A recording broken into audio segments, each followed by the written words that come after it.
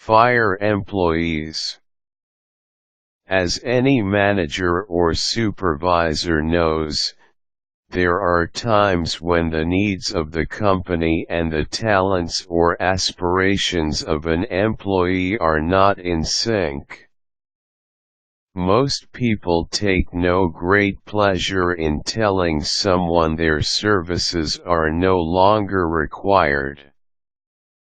In like manner, few of us consider it a good thing when we are let go from what is most likely our only source of income. To keep the awkwardness of firing to a minimum, consider the following hints. Make sure you have documentation for all relevant employee-related incidents.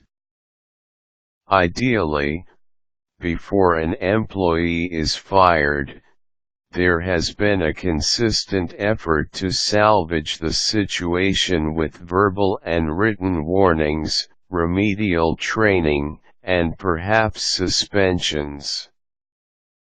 If that is not the case, rethink firing the employee until you have built up some foundational documents. Even if your company is located in an at-will state, the documentation would become vital in the event a disgruntled former employee chooses to file a wrongful termination suit. Prepare the time, place, and circumstances for the firing in advance. A location, such as a conference room, will allow you and the employee to discuss the firing and the reasons behind a termination without the interested eyes and ears of other persons. In addition, it is always a good idea to have a third party present during the interview. This third individual should be someone who understands the gravity of the situation and who will hold the discussion and details of the termination to be confidential in nature. Do not attempt to soften the blow with general platitudes. Be specific about the reasons for the termination. As an example, Joe, you have missed your weekly sales quota every week for the last 3 months. The phone logs show you did not make your minimum number of sales calls on any day within those 3 months. Your performance is not acceptable. Allow time for the employee to participate in the exchange, but maintain control of the meeting. Rehashing promises to improve performance will only waste valuable time.